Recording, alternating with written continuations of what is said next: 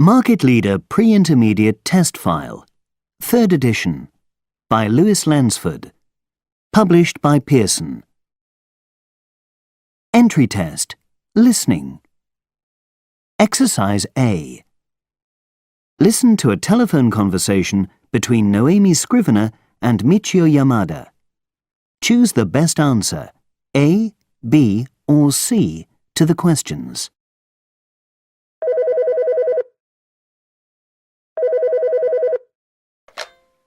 Michio Yamada. Hello, Michio. It's Noemi. How are you? Fine, thanks, Noemi. How about you? Fine, thanks. I posted the contract to you earlier this week. Have you received it? Yes, it arrived yesterday. Good, good. And I've already signed it. I'll post it back to you tomorrow. Great. I look forward to receiving it. Have you scheduled your next visit to Hungary? Yes, I'm planning to be there in 3 weeks. I arrive on the 15th of March. The 15th of March. Good. How long can you stay? I can stay for 3 days. That's enough time for a team meeting.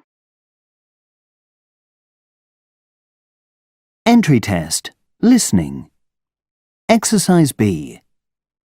Listen to a conversation with Noemi, Michio, and Maria Slater. Decide whether the statements are true or false.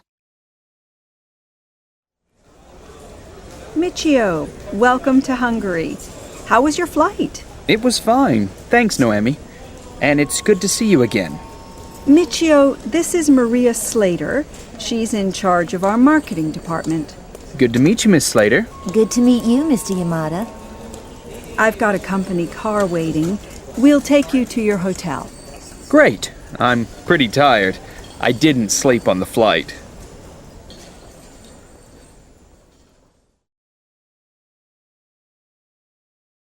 Progress Test 1. Listening. Listen to a short speech by Henry Becker, CEO of Hendix Corporation. Choose the best word or phrase, A, B, or C, to complete the sentences. Good morning. My name is Henry Becker, and as you all know, I am the CEO of Hendix Corporation. My purpose today is to welcome you to Hendix Corporation. I'll begin today by congratulating you on joining the company. Next, I'll discuss the company's expectations for its employees. Finally, I'll talk about what makes Hendix Corporation a good company to work for. So, first, congratulations. As recent graduates, you have all chosen to begin your careers with one of the world's most respected manufacturing companies. The job market is tough these days, and there is a lot of competition for every job, so you've already achieved a lot just being here today. Moving on to expectations. Each of you has a different reason for choosing to join our company, and different expectations of the job. However, the company has one main expectation for all of you: that you will always work to make the company better. Better how? What makes a good company? Well, our company motto is honesty, quality, and innovation. Honesty. As a company, we believe in being fair and honest in business. This means we expect our employees to deal honestly and fairly in every part of their work. Quality. We make some of the best products on the market in our sector. Why? Because we expect our employees to think about quality in everything they do. Innovation. This means always changing and improving. We improve as a company because we expect our employees to always make small improvements in the way we work. Right. So, what makes Hendix Corporation a good company to work for? First, we're committed to teamwork and to fair treatment of all employees. Second, we give our employees a quality workplace. We provide the best training and tools for our employees. This means you can do your job well, And it also means you can develop and follow a career path that we decide together. Third, we listen. Some of our best ideas come from our employees. At Hendix, you and your ideas are one of the company's most important assets. Once again, welcome to Hendix Corporation. Oh, very good. Good.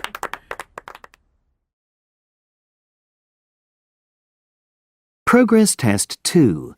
Listening.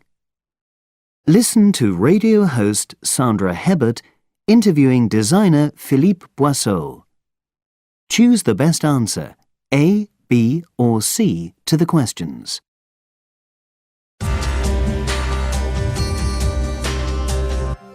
I'm Sandra Hebert, and this is Great Ideas, the show. I'm talking today with Philippe Boisseau, an award-winning furniture designer from France. Hello, Philippe. Hi, Sandra. Thanks for having me on your show. Thanks for coming. Now, on Great Ideas, I always start the interview with this question. Where do your ideas come from? That's a good question, Sandra. I think a lot of furniture designers are like artists. For those designers, designing a piece of furniture is like painting. For them, it's a piece of art. But for me, it's a business. I make things that people use every day. So I want them to be useful and comfortable and affordable. I see. What do you mean exactly when you say it's a business for you? Well, good business starts with the market. I don't have an idea for a piece of furniture and then try to sell it. I want to meet a need in the market, so I start by talking to people. I find out about the furniture they like and why they like it. I ask them for ideas about furniture they would like to buy, things that they can't find in any furniture store. So you look for a gap in the market and then try to fill it? Exactly. Can you give us an example? Yes, I can. 2 years ago, I was doing research on living room furniture. My chairs and sofas were selling well, but I wanted to extend the product range. When I talked to people, I discovered that a lot of people wanted more storage space in the living room. Drawers, especially. Drawers? Right. But they didn't want to add a new piece of furniture, a desk or a dresser with drawers. OK, so there's a need. More drawers in the living room. So, what did you do? With my team, I looked closely at our products that were already selling well, chairs and sofas. We very quickly saw that the bottom part of the sofa had empty space. If you need storage, empty space is wasteful. So we redesigned our sofa and added drawers. A sofa with drawers? Didn't that look strange? Yes, it did. We really made a breakthrough with that. The market loved the new design because it was different. You could say a bit strange, but also very practical. And that's the design you won an award for, right? Yes, that's right. The European Furniture Design Award. That's great, Philippe. Now, I wonder if you could tell us about the... Progress Test 3. Listening. Listen to a telephone conversation between Agnes Yim and Adnan Yilmaz. They are discussing Mr. Yilmaz's visit to Hong Kong next month. Write the letter of each event next to the correct date on the schedule.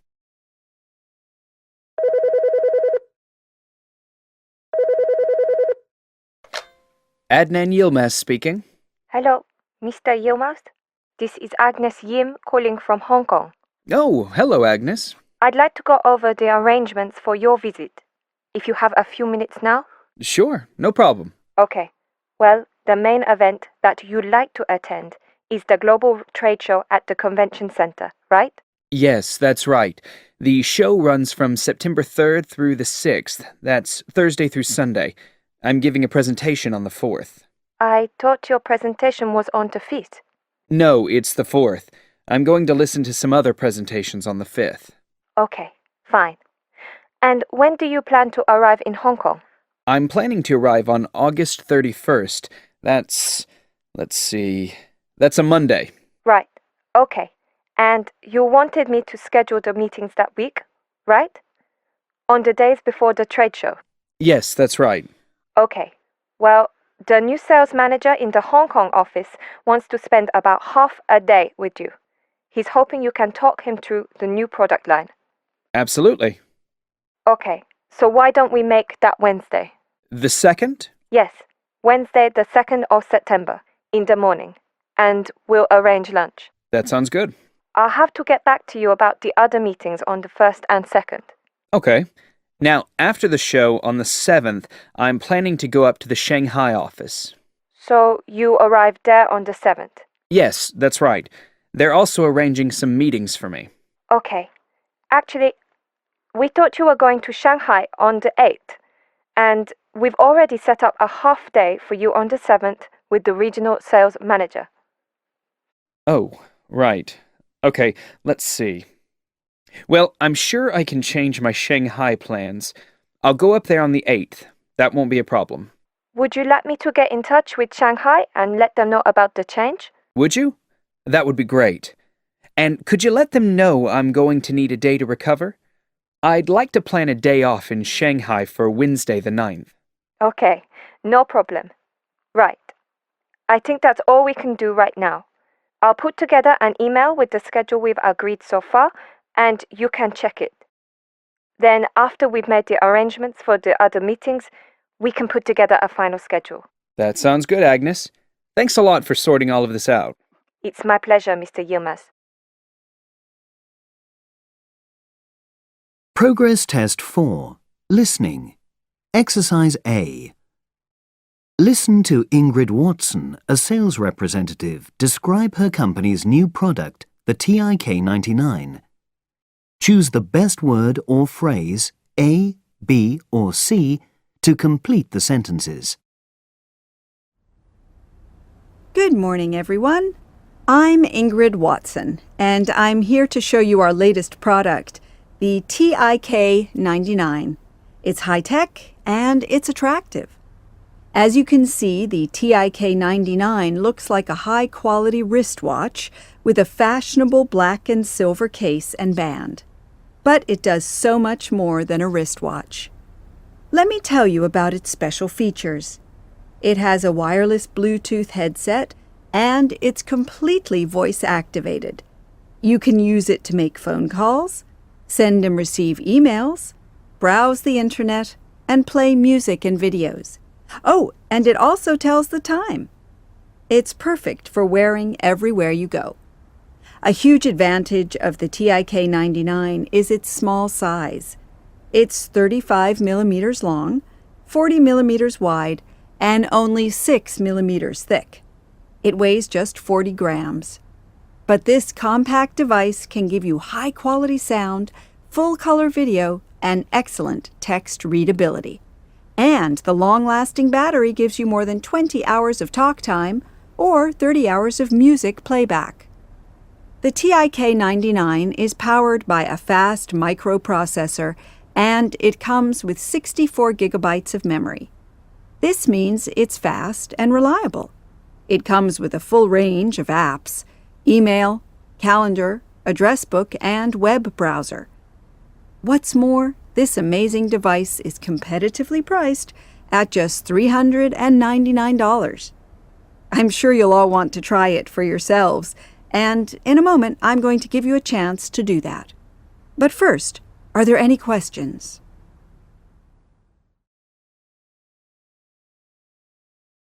Progress Test 4. Listening. Exercise B. Listen to the presentation again and complete the product description. Good morning, everyone.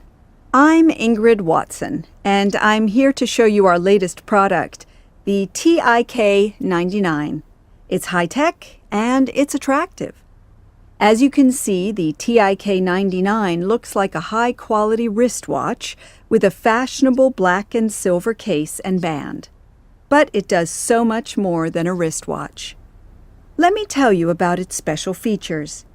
It has a wireless Bluetooth headset, and it's completely voice-activated. You can use it to make phone calls, send and receive emails, browse the internet, and play music and videos. Oh, and it also tells the time. It's perfect for wearing everywhere you go. A huge advantage of the TIK-99 is its small size. It's 35 millimeters long, 40 millimeters wide, and only 6 millimeters thick. It weighs just 40 grams. But this compact device can give you high-quality sound, full-color video, and excellent text readability. And the long-lasting battery gives you more than 20 hours of talk time or 30 hours of music playback. The TIK-99 is powered by a fast microprocessor, and it comes with 64 gigabytes of memory. This means it's fast and reliable. It comes with a full range of apps: email, calendar, address book, and web browser. What's more, this amazing device is competitively priced at just $399. I'm sure you'll all want to try it for yourselves, and in a moment I'm going to give you a chance to do that. But first, are there any questions?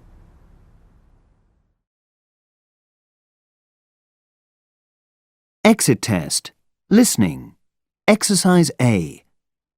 Listen to Claudia, Max, and Paul talking about training. Complete the information. Max, Paul, hello. Hi. Can we start, please? OK, the main aim of this meeting is to talk about training. We don't have a big training budget. It's about 11,000 euros for the whole year. We want to make good use of it. Max, what do you think? I'm in favour of sales training. The sales team is doing well, but I'm sure we could improve our performance. There are some very good courses available. I don't know about that, Max. I feel management training would benefit the whole company. Well, Paul, you're a manager, And I so... want to be the best manager I can be. I'm sure we all have something to learn. Perhaps we should consider sales training and management training. I'm not sure that's a good idea. 11,000 euros will cover one good course for one team, but it's probably not enough for 2 full courses. I think I agree with you. I'm in favour of running one course and doing it really well. Right. So we need to choose one or the other, at least for this year. Exactly. We could have one course this year and one course next year. I'd like to make a suggestion. Why don't we do management training this year and sales training next year? Of course, another possibility is doing sales training this year and management training next year. OK, let's summarise. We're going to plan both sales training and management training. We need to decide which we do first. Why don't we come back to that later? OK. Fine. The next thing to discuss is timing. In the past, we've had 1-week intensive training courses, but last year it was suggested that we could do one-day sessions over several weeks. Sorry, I don't quite understand. Last year, we had a course that ran every day, Monday to Friday, for 1 week, so people had to miss work for a week. Next time, we could have a course on Mondays only, 5 Mondays in a row. Oh, OK, I'm in favour of that. Yes, I think I agree with you. It's easier to plan. I completely agree. So that's it then. We'll have one training day every week for 5 weeks. Now, let's move on. Exit test. Listening. Exercise B. Listen to the conversation again. Decide if the sentences are true or false. Max, Paul, hello. Hi. Can we start, please? OK, the main aim of this meeting is to talk about training. We don't have a big training budget. It's about 11,000 euros for the whole year. We want to make good use of it. Max, what do you think? I'm in favour of sales training. The sales team is doing well, but I'm sure we could improve our performance.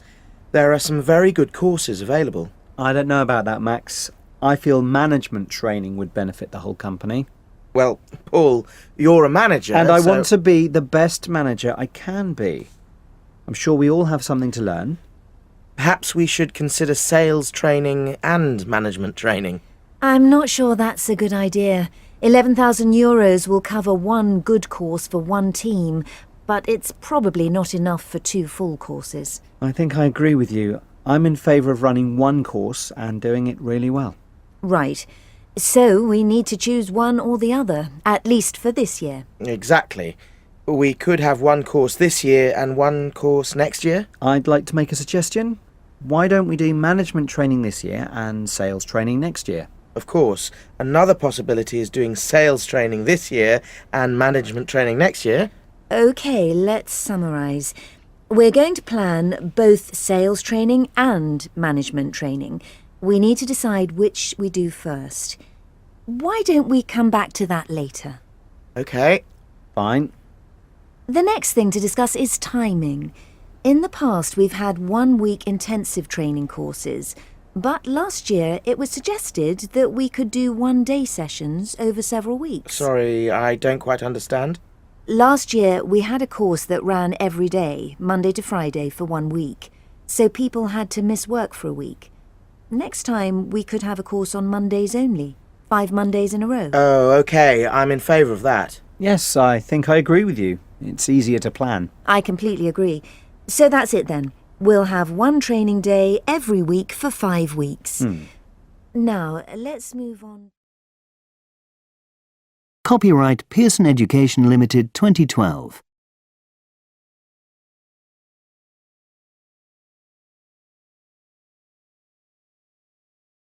Leave a like and subscribe.